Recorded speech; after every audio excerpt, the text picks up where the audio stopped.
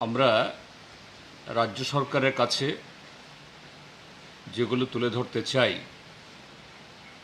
তার সাথে ত্রিপুরাজ্যের জনগণের কাছেও যেটা আমরা উপস্থিত করতে চাই তার একটা অংশ আমাদের সাধারণ সম্পাদক বলেছেন। আমি এখন আরেকটা দুটো বিষয় এখানে ফ্ল্যাগ করতে চাইছি। একটা হলো রাজ্য সরকার গত 22 জুন ক্যাবিনেট সিদ্ধান্ত নিয়ে যে কোর্টে দীর্ঘদিন ধরে একটা মামলা সংরক্ষণ এই রিজার্ভেশন চাকুরিতে ইত্যাদি বিষয়ে এখন নিষ্পত্তি হয়নি, তা সত্ত্বেও অ্যাডহক ভিত্তিতে এই সংরক্ষণ এটাকে অমান্য করে আমাদের রাজ্যে অফিসার কর্মচারীদের পদোন্নতির একটা সিদ্ধান্ত গ্রহণ করেছেন, যা সম্পূর্ণভাবে সংবিধান বিরোধী এবং তপশিলি জাতি তপশিলি উপজাতি তাদের স্বার্থের পরিপন্থী। আমরা গণমুক্তি পরিষদ এই উদ্যোগের তীব্র বিরোধিতা করছি এবং আমরা চাই এই সিদ্ধান্ত বাতিল হোক এবং সুপ্রিম কোর্টের চূড়ান্ত রায় বের না হওয়া সাপেক্ষে রাজ্য সরকার অপেক্ষা করুক এবং রাজ্য সরকার সুপ্রিম কোর্টের কাছে তদবির করুক, যাতে সুপ্রিম কোর্টের যে বেঞ্চ এটা দেখছে তারা দ্রুত এর নিষ্পত্তি করেন। আমি একটু ব্যাখ্যা করছি বিষয়টা কি। আমাদের দেশের যে সংবিধান, এই সংবিধানের 16(4)(16)(4)(a) এবং 335 ধারা মোতাবেক রাজ্য সরকার এবং কেন্দ্রীয় সরকার সরকারি চাকরির এন্ট্রিতে, অর্থাৎ চাকরিতে যখন প্রবেশ করে তখন এবং পরবর্তী সময়েতে পদোন্নতিতে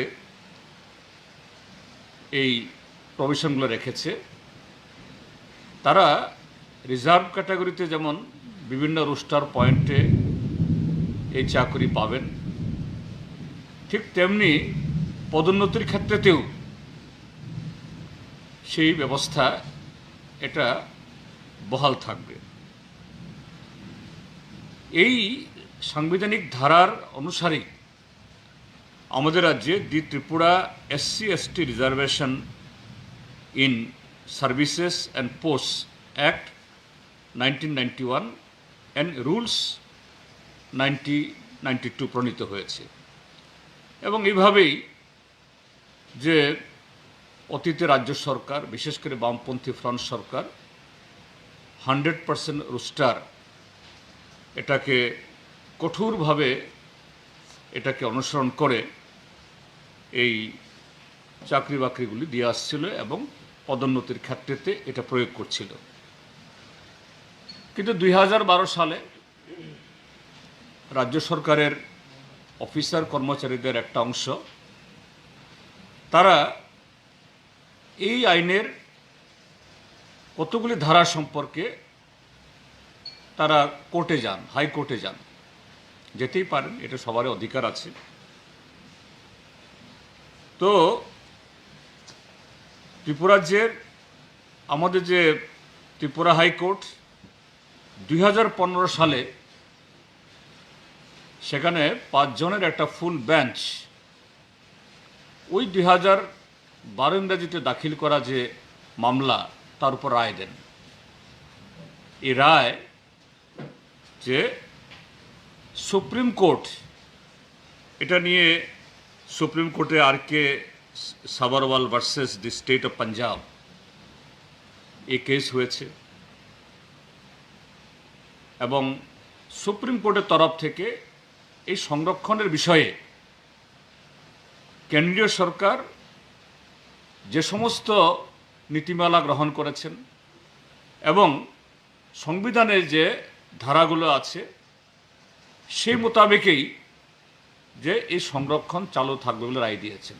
কিন্তু দেখা গেছে যে 2015 সালে ত্রিপুরা হাইকোর্ট যে দীপক গুপ্তা, জাস্টিস দীপক গুপ্তা তার যে নেতৃত্বে যে ফুল বেঞ্চ সম্পূর্ণভাবে সুপ্রিম কোর্টের সে রায় এবং ভারত সরকারের সংরক্ষণ বিষয়ে যে নীতিমালা এটাকে লঙ্ঘন করে সেখানে রায় দেন যারা এসটি এসসি কোটাতে চাকরি পাবেন পরবর্তী সময়েতে তাদের সিনিয়রিটি এবং মেরিট,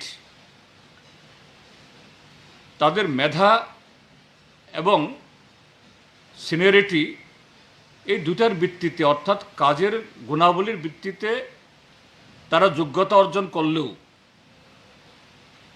প্রমোশনাল জোনের প্রথম দিকে থাকলেও তারা জেনারেল ক্যাটাগরিতে তাদের চাকরি পাবেন না।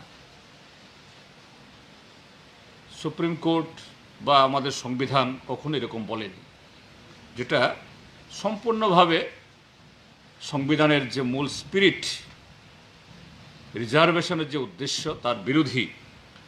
তো স্বাভাবিকভাবেই 2015 সালে ত্রিপুরার যে বামপন্থী ফ্রন্ট সরকার ছিল মানিক সরকারের নেতৃত্বে, ত্রিপুরা হাইকোর্টের এই রায়ের সাথে ত্রিপুরা রাজ্যের বামপন্থী ফ্রন্ট সরকার তারা সহমত পোষণ করতে পারেননি এবং এই রায়ের বিরুদ্ধে সেখানে সুপ্রিম কোর্টে স্পেশাল লিভ পিটিশন দাখিল করা হয়। 2015 সালে যে রায় বেরিয়েছিল এই এপ্রিল মাসের 9 তারিখে, এবং সেখানে সুপ্রিম কোর্ট ত্রিপুরা সরকারের যে এই আপিল এটা গ্রহণ করেন এবং এই আপিল গ্রহণ করার পর তারা রায় দেন যে স্ট্যাটাস কিউ মেনটেন করতে হবে, অর্থাৎ যেভাবে চলছিল, যেভাবে সংবিধান মোতাবেক ভারত সরকারের সংরক্ষণের নীতি মোতাবেক যেভাবে এখানে চাকুরিতে এই যে কী বলে রিক্রুটমেন্ট এবং প্রমোশন চলছিল এটা চলবে। এবং পাশাপাশি রাজ্য সরকারকে সেখানে নির্দেশিকা দিয়েছিল একটা কমিশন গঠন করার জন্য। যেহেতু এরকম একটা অংশের মধ্যে গ্রিভান্সেস আছে, খুব আছে, সেখানে কমিশন গঠন করে যে এই রিজার্ভেশন ইত্যাদির কারণে যে এসটি কোটায় 31% এবং এসসি কোটায় 17%, একই তার চেয়ে বেশি কি এসটি ক্যাটাগরি এসসি ক্যাটাগরির লোকজন চাকরি বেশি পেয়ে ফেলছে কিনা, জেনারেলদের চাকরি পাওয়ার সুযোগটা সংকুচিত হচ্ছে কিনা এটা দেখো। তো সুপ্রিম কোর্টের সেই নির্দেশিকা মোতাবেক ত্রিপুরা সরকার তৎকালীন বামপন্থী ফ্রন্ট সরকার কমিশন গঠন করে এবং সেই কমিশন গঠন করে কমিশনের রিপোর্ট সুপ্রিম কোর্টের কাছে প্রেরণ করেন, দাখিল করা হয় যে 31% এসটিরা পাওয়ার থাকলেও আসলে বহু ক্ষেত্রেতেই প্রায় সবকটি ডিপার্টমেন্টেই 31% চাকরিরতদের মধ্যে এসটি ক্যাটাগরির কর্মচারী নেই। ঠিক তেমনি এসসি ক্যাটাগরিরও 17% থাকলেও 17% নেই। কাজেই যে অন্য অংশের মানুষের ভিতরে যে একটা এই গ্রিভান্সেস, ক্ষোভ, আশঙ্কা যে সব চাকরি এই এসটি এসসিরা এরা ভাগিয়ে নিচ্ছে, এটা মোটেই যে বাস্তবের সাথে কোনো মিল নেই। এটা বাস্তব বর্জিত একটা যে অভিযোগ বা অনুমান, এর থেকে এই ক্ষোভগুলো তৈরি হচ্ছে। তো এগুলো হয়েছে, কিন্তু সুপ্রিম কোর্ট এখনো এই যে মামলার অর্থাৎ এসএলপি যে ত্রিপুরা সরকার দাখিল করেছে তার রায় এখনো ঘোষণা করেনি, তো এটা পেন্ডিং আছে। এই কারণে দীর্ঘদিন প্রমোশন হয়নি। এবং ত্রিপুরা সরকার গত 22 তারিখে যে অর্ডার বের করেছে ক্যাবিনেট সিদ্ধান্ত মোতাবেক, সেখানে একটা জায়গায় বলেছে যে রাজ্য সরকারের বহু দপ্তরে অফিসার সংকট হচ্ছে প্রমোশন না দেওয়ার কারণে, না দিতে পারার কারণে গভর্নমেন্ট রাজ্য সরকার ডিপার্টমেন্ট চালাতে গিয়ে অসুবিধা হচ্ছে। হ্যাঁ, আমরা এই বক্তব্যের সাথে একমত। এটা শুধুমাত্র পুলিশ অর্থাৎ টিপিএস বা তার নিচে এই ইন্সপেক্টর, এসআই, এএসআই ক্ষেত্রেতে না, ঠিক তেমনি টিসিএস যে গ্রেড 1, গ্রেড 2 এই ক্ষেত্রেতে না। এটা এমনকি শিক্ষা দপ্তরের এই হেডমাস্টার, অ্যাসিস্ট্যান্ট হেডমাস্টার, কলেজে প্রিন্সিপাল, ভাইস প্রিন্সিপাল, সমস্ত ক্ষেত্রেতে, টেকনিক্যাল, নন টেকনিক্যাল, ইঞ্জিনিয়ারিং ক্ষেত্রেতে পিডাব্লিউডি, আরডি, সমস্ত ক্ষেত্রেতেই। তো এই জায়গায় যখন এই জাতীয় একটা সমস্যা তৈরি হচ্ছে, সরকার এই জায়গাতে কারেন্ট ডিউটি চার্জ বা ইনচার্জ করে এরকম বহু দপ্তর বা বহু এই পদের কাজ সামলাচ্ছে। শুধু তা নয়, যে আজকেও পত্রিকাতে আছে সরকার যে সুপার অ্যানুয়েশনে অর্থাৎ রিটায়ারমেন্টে চলে গেছেন 4 বছর আগে, এরকম অফিসারদেরকে রিএমপ্লয়মেন্ট দিয়ে, এবং তার চেয়েও আরও যেটা গর্হিত, যে কন্ট্রাক্ট বেসিস ঠিকাদারদের মাধ্যমে এই নিয়োগ করে ইঞ্জিনিয়ার, কেরানি সমস্ত ক্ষেত্রে করতে পারছেন। তাহলে এক্সিস্টিং অফিসার সুপ্রিম কোর্টের এই রায় বের না হওয়ার সাপেক্ষে কেন ব্যাখ্যা করতে পারবেন না? কেন এত তাড়াহুড়া? এবং সেই জায়গায় 22 তারিখে যে সিদ্ধান্ত গ্রহণ করেছে, সিদ্ধান্তটা কি? এই সিদ্ধান্ত হুবহু জাস্টিস দীপক গুপ্তার যে 5 জনের বেঞ্চ, যে সংবিধানের যে স্পিরিট তার বহির্ভূত, রিজার্ভেশনের যে মূল উদ্দেশ্য তার পরিপন্থী যে রায় দিয়েছে, যেটা সুপ্রিম কোর্টে এখনো পেন্ডিং। এবং এই যে ইয়েতে এই RK. Sabharwal versus the state of Punjab, এই কেসের ক্ষেত্রে সুপ্রিম কোর্ট যে অবজারভেশন দিয়েছে, এটার বিরোধী জাস্টিস দীপক গুপ্তার এই রায়। এখন বিপ্লব দেবের সরকার বকলমে সম্পূর্ণভাবে এই সমস্ত দিকগুলোকে বিবেচনা করে দীপক গুপ্তার যে রায়, সেই রায় মোতাবেক অ্যাডহক অ্যাপয়েন্টমেন্টের নামে এই সিদ্ধান্ত গ্রহণ করেছে। এটা যদি হয় তাহলে যারা পশ্চাৎপদ অংশের মানুষ, তাদের প্রতি চরম যে ইনজাস্টিস হবে এবং প্রশাসনের মধ্যে অনৈক্য আরও বাড়বে। যেখানে একটা সমস্যা সৃষ্টি হয়েছে বলে এই পদক্ষেপ গ্রহণ করার উদ্যোগ নেওয়া হয়েছে, বরঞ্চ সমস্যাকে আরও বাড়ানো হবে। এটা মোটেই হওয়া উচিত নয়। আর তুমি যদি সরকার যে যুক্তিতে এই অ্যাডহক নিচ্ছেন, তাহলে সে অ্যাডহক যদি হয়, সুপ্রিম কোর্টেই বলে দিয়েছে সরকারকে স্ট্যাটাস কিউ মেনটেন করো, অর্থাৎ যেভাবে চলছিল তুমি এটাকে অ্যাডহক করে দাও। যদি সুপ্রিম কোর্ট তার ফাইনাল ভার্ডিক্টে যদি বলা হয় যে না, আগের নিয়ম মোতাবেক চলবে না, এটা নতুন নিয়ম হবে, তাই হবে।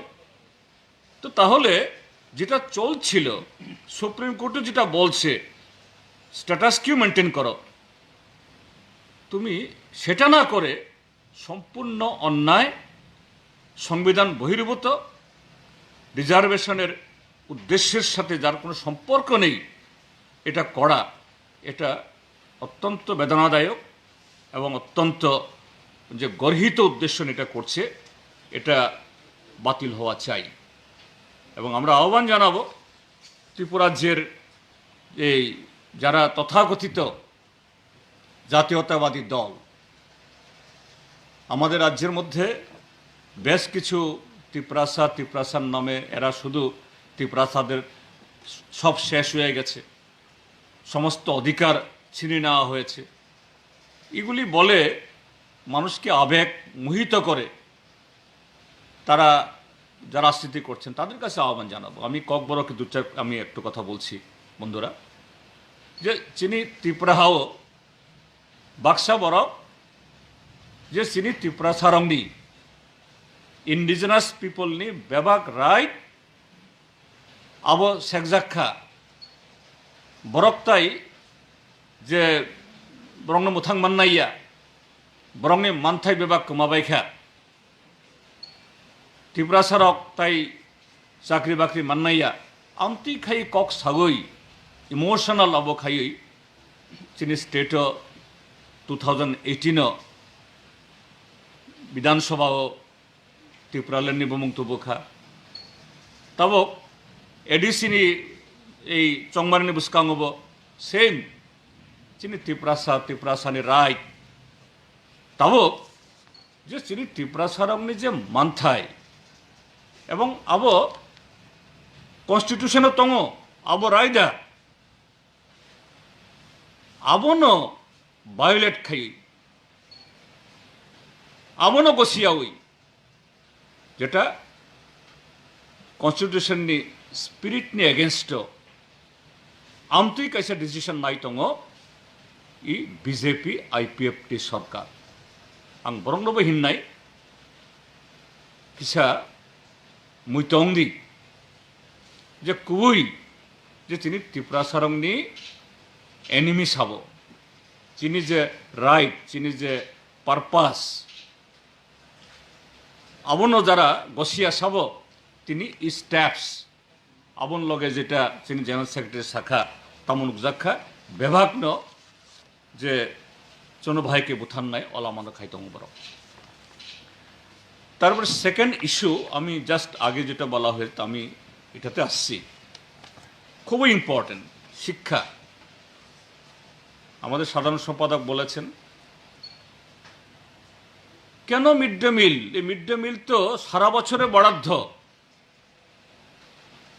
ক্লাস হচ্ছে না লকডাউন হচ্ছে না এর জন্য দেওয়া হবে না আরে এই লকডাউন হলে কি ছাত্ররা তার বাড়িতে খাওয়া দাওয়া করে না স্কুল বন্ধ বলে ক্লাস চলছে না বলে তাদের কি এই বাড়িতে রান্না বান্না বন্ধ রেশন সবার মাধ্যমে বাড়িতে পৌঁছে দেওয়া হোক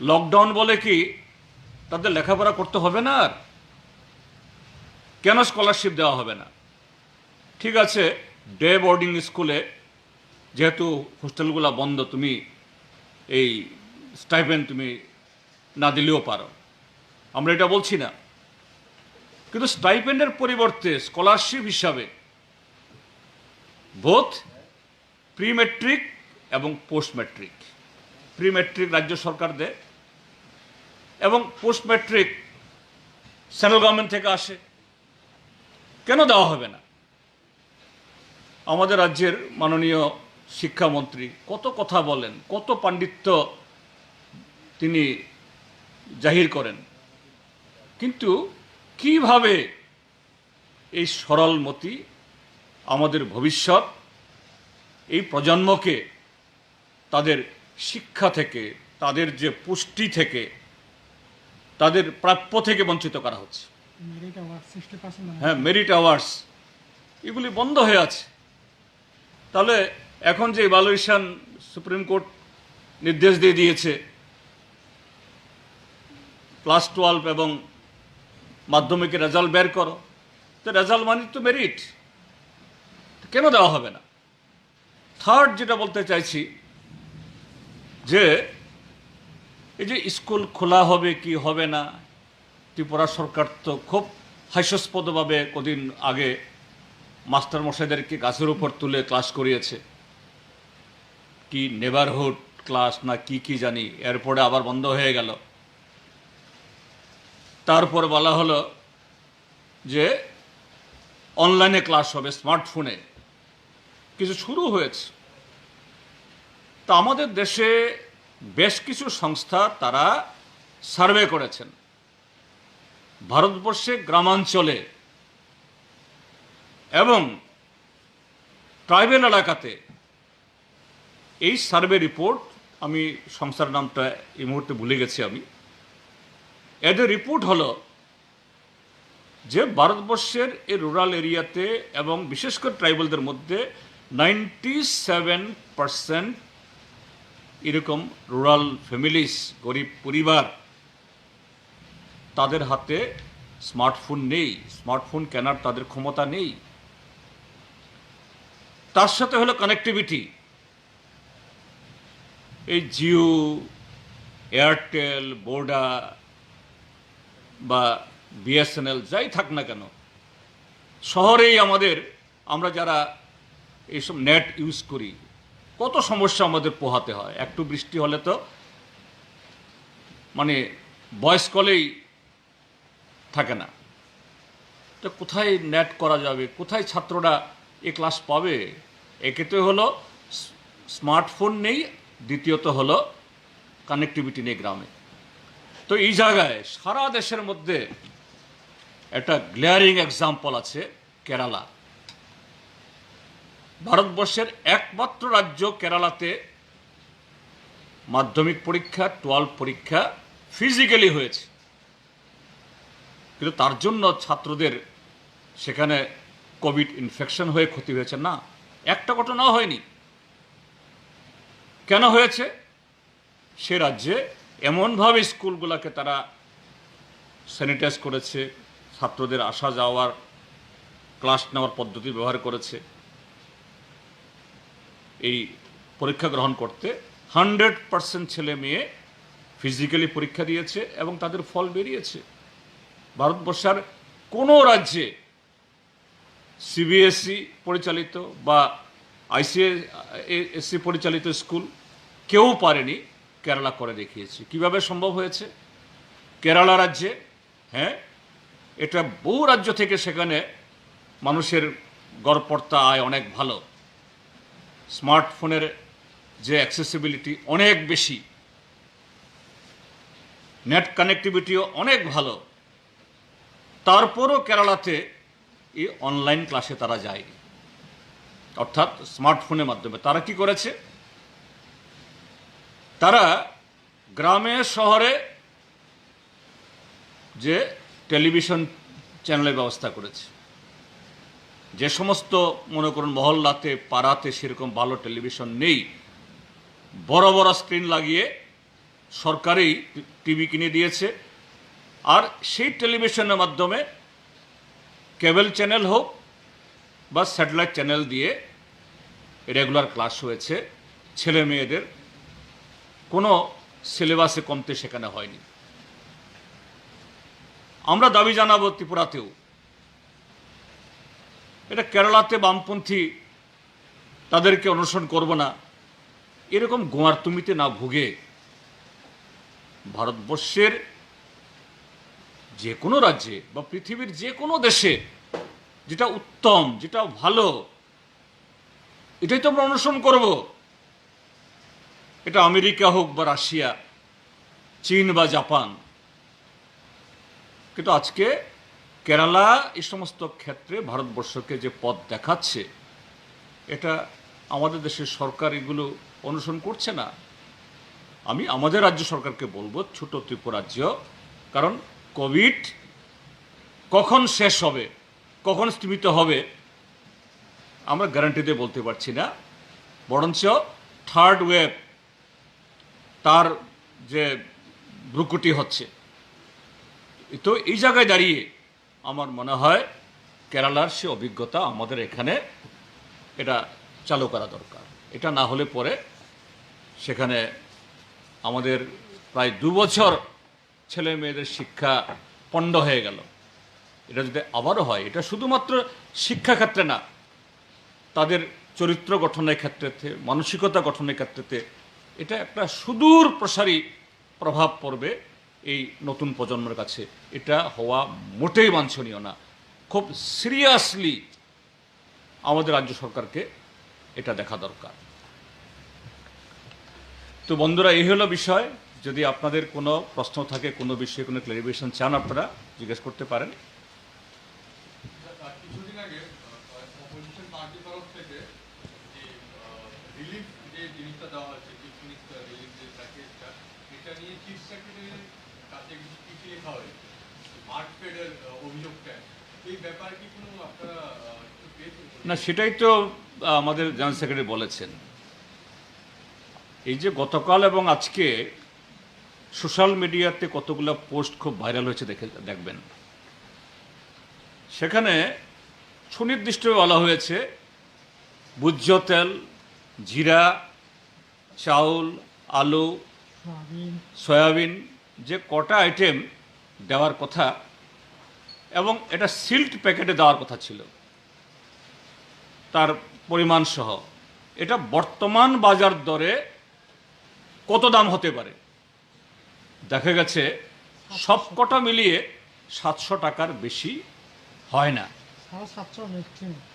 এটা ক্যারিং টেরিং সহ, ব্যাগের দাম ক্যারিং সহ 750 টাকার মতো। তাহলে 1000 টাকার মধ্যেই 250 টাকা মেরে দিচ্ছে। কোভিডের নামে এখানেও কমিশন তোলার ব্যবস্থা। এটা তো একেবারে বলা যেতে পারে যারা আজকে দুস্থ, কোভিডে আক্রান্ত হয়ে যারা আজকে তার সমস্ত রুজি রোজগার বিপন্ন, এদের মাথা বাড়ি দিয়ে লুট করা। রাজ্য সরকার অবিলম্বে এই যে হচ্ছে এগুলো বন্ধ করুন, এবং যে সমস্ত জায়গায় এগুলি হয়েছে এই মানুষকে ঠকানো, তদন্ত করে কারা তার সাথে যুক্ত এদের খুঁজে বের করে উপযুক্ত ব্যবস্থা গ্রহণ করুন। এইভাবে তো চলে না। প্রাণের টাকা নিয়ে লুটপাট করার দান্দা। আজকে এই ঘটনাগুলি হচ্ছে। কিছুদিন আগে ডিস্ট্রিক্ট কাউন্সিলের সেশন হয়েছিল, সেখানে গ্রেটার ত্রিপুরাল্যান্ডের একটি বিল পাস হয়েছে। এই ব্যাপারে আপনাদের কি? আপনাকে সংশোধিত করছি আমি, বিল নয়, এটা একটা প্রস্তাব, রেজুলেশন। রেজুলেশন তো হতেই পারে। রেজুলেশন যদি কেউ মনে করে যে না, যে মঙ্গল লোকে সেখানে উপগ্রহ পাঠানো হচ্ছে, এডিসি লোকদের জন্য জায়গা রাখা হোক, এরকম ইয়েও হতে পারে। এটা মানে প্রস্তাব পাস হতে, যে কোনো প্রস্তাব হতে কোনো আপত্তি সেখানে নেই। কিন্তু যেটা খুবই গুরুত্বপূর্ণ সেটা হলো যে আইপিএফটি ত্রিপুরাল্যান্ড স্লোগান যখন প্রায় মাঠে মারা গেল, এটা যে একটা প্রতারণা। গত 3 বছরে আইপিএফটির 8 জন বিধায়ক, তার মধ্যে 2 জন মন্ত্রী,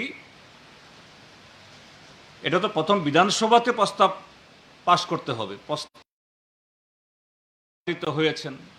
গত 18 নির্বাচনে যারা এই বিজেপির কৌশলী চালে, কারণ আইপিএফটি যখন ত্রিপুরাল্যান্ড 6 মাসের মধ্যে হবে বলছিল, বিজেপি এর বিরোধিতা করে নাই, অর্থাৎ কৌশলী চালে, অর্থাৎ এমনভাবে ইয়ে করেছে, হ্যাঁ ত্রিপুরাল্যান্ড হবে। কিন্তু আজকে 3 বছর গেল, একটা প্রস্তাব উত্থাপিত হয়নি। আমরা বামপন্থীরা গণমুক্তি পরিস্থিতিটা বলেছি, ত্রিপুরাজ্যের ভৌগোলিক, সামাজিক, অর্থনৈতিক এই পরিমণ্ডলে এতে এখানে আরেকটা রাজ্য গঠন করা, ত্রিপুরাকে বিভাজন করা সম্ভব না। এটা মোটেই বাঞ্ছনীয় না, মোটেই হওয়া উচিত না, এবং এটা করাই যায় না, এটা ইম্পসিবল। তো এটা এই ঘটনা হলো। এখন দেখা গেল আইপিএফটির সেই যুবকরা, সমর্থকরা যখন হতাশাগ্রস্ত বসে যাচ্ছে, আবার আমাদের সাথে যোগাযোগ করছে তখন সেখানে এদেরকে হাইজ্যাক করার জন্য নতুন স্লোগান তোলা হলো, শুধু ত্রিপুরাল্যান্ড কেন, আমরা গ্রেটার ত্রিপুরাল্যান্ড দেব। এবং গত এডিসি নির্বাচনের সময়তে ত্রিপুরা মথার একদম সর্বোচ্চ নেতৃত্ব থেকে শুরু করে তাদের সাধারণ নেতৃত্বরা, কারণ আমরা মাঠে ছিলাম নির্বাচনী প্রচারে, তারা যেরকমভাবে বুঝিয়েছে যে শুধু এখন ত্রিপুরাল্যান্ড তো ছিল আগে এডিসির সীমানা নিয়ে, এখন গ্রেটার ত্রিপুরাল্যান্ড, ত্রিপুরাজ্যের বাইরেও, এমনকি ভারতবর্ষের বাইরেও অন্য ভূখণ্ডে এগুলো যুক্ত হবে, এইভাবেই বোঝানো হয়েছিল, এইভাবেই আবেগ তৈরি করা হয়েছিল। কিন্তু সেদিন এই প্রস্তাব কে সুহেল দেববর্মা প্রস্তাব উত্থাপন করার পর তার সমর্থনে যখন কলিং অ্যাটেনশন তাদের সর্বোচ্চ নেতা যখন বক্তৃতা করলেন, এটা নির্বাচনের সময়তে যে ত্রিপুরাল্যান্ডের স্বপ্ন আইডিয়া বলা হয়েছে তা সম্পূর্ণ বিপরীত। বরঞ্চ আমার তো মনে হয়েছে, আমি দুবার শুনেছি এই বক্তৃতা রিপিট করে, যে আমরা গণমুক্তি পরিষদ এবং বামপন্থীরা যে বলেছি এই ত্রিপুরা যে হিন্দু, মুসলমান, পাহাড়ি, বাঙালি, এডিসি, নন এডিসি এলাকার মানুষ, আমরা অবিচ্ছেদ্য, এই রাজ্যকে ভাগ করা সম্ভব না, আমাদের ঐক্যবদ্ধভাবে থাকতে হবে, আমাদের সৌহার্দ্যকে আরো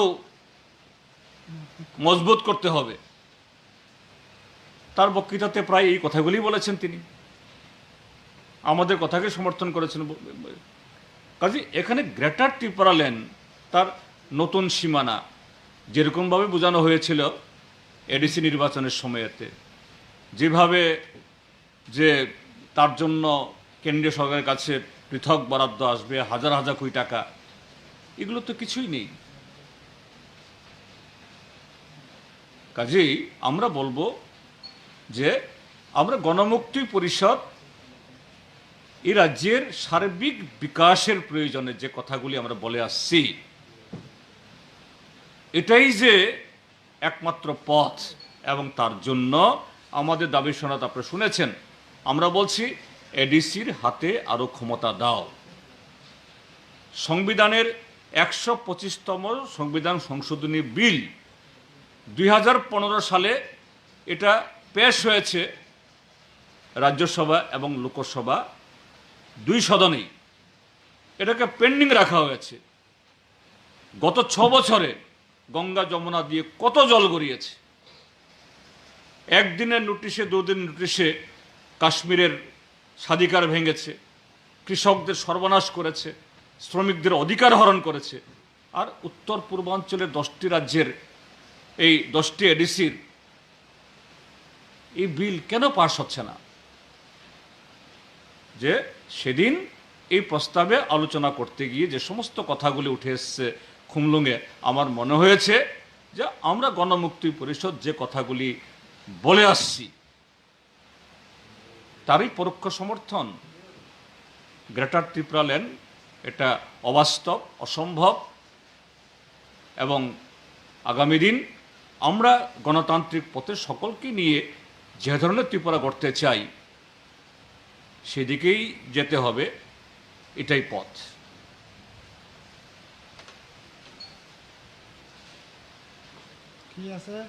আরো কিছু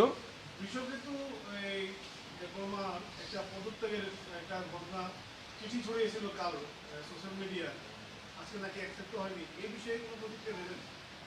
তো এটা তাদের ব্যাপার, আমরা তো আর জানবো না। তবে একটা জিনিস বলবো, যে কতটুকু এই পদত্যাগ পত্র জমা দেওয়ার মধ্যে যে অনেস্টি, অর্থাৎ সত্যিকারেরই পদত্যাগ করা না নাটক করা, এটা একজন মাননীয় বিধায়ক, আমার বোধ হয় এইভাবে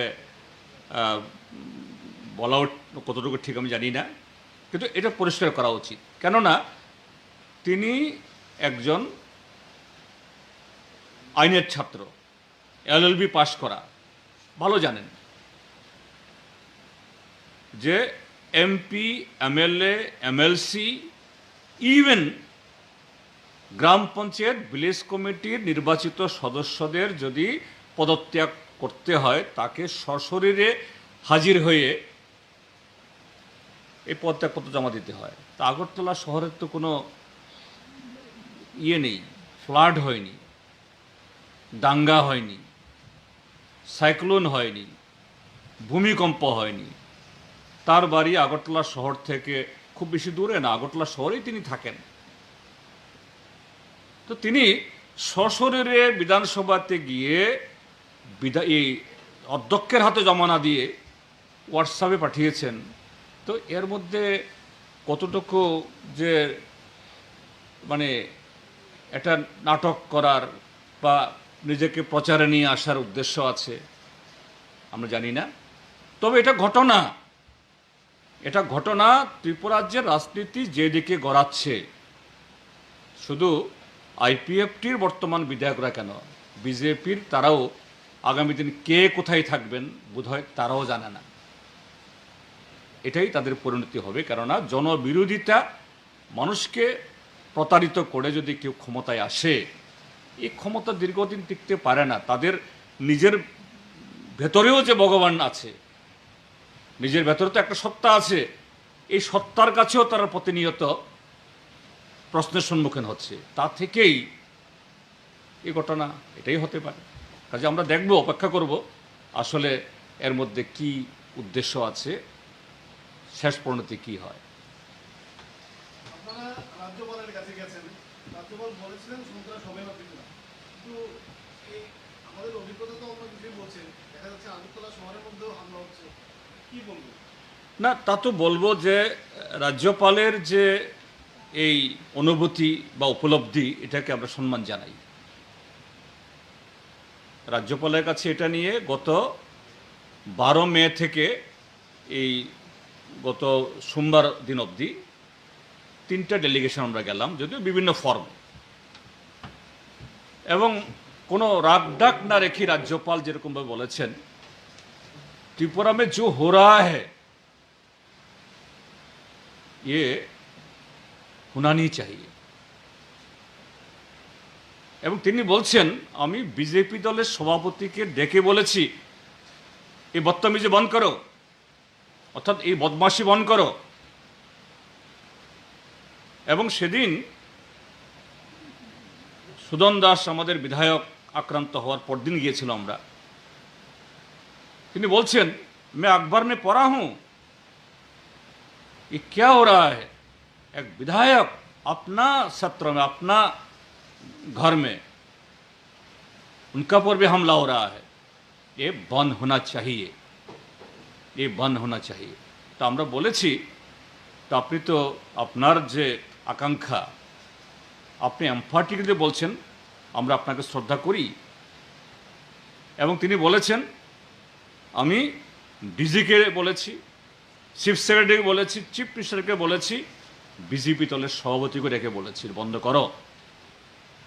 তার মানে ত্রিপুরার যে এই আক্রমণ, আর এটা শুধু অভিযোগ না, এটা প্রমাণিত সত্য, এ রাজ্যে গণতন্ত্র নেই, আইনের শাসন নেই।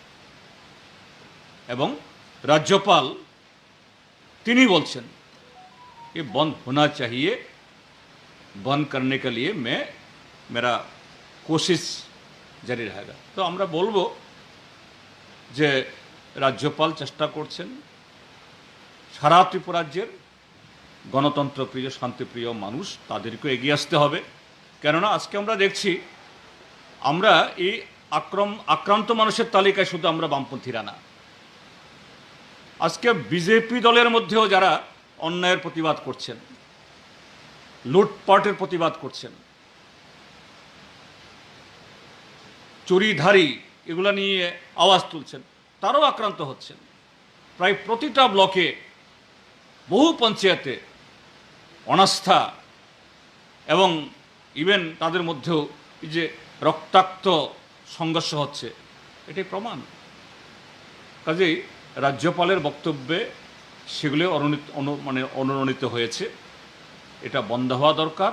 আর এটা বন্ধ না হলে পরে পৃথিবীর সর্বকালে সর্বদেশে যা হয় তাই হবে। মানুষ রাস্তায় নামতে বাধ্য হবে আত্মরক্ষা করার জন্য, আক্রমণ করার জন্য না, আইন শৃঙ্খলাকে পুনরুদ্ধার করার জন্য।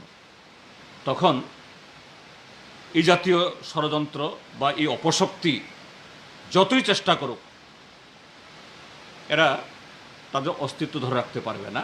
এমনিতেই পদত্যাগ, সংস্কার, কুসংস্কার আমরা শুনছি, এগুলি আগামী দিনে আরও বাড়তে থাকবে। কাজেই এই সম্মিলিত প্রয়াস আগামী দিন আরও বাড়বে, এটা আমরা আশা করি। তো ঠিক আছে, আমাদের গণমুক্তি পরিষদের কেন্দ্রীয় কমিটির গণপরিষদের সভা হয়েছে একটু আগে। সেখানে যে বিষয়গুলো আলোচিত হয়েছে এবং আমরা রাজ্য সরকারের কাছে যেগুলো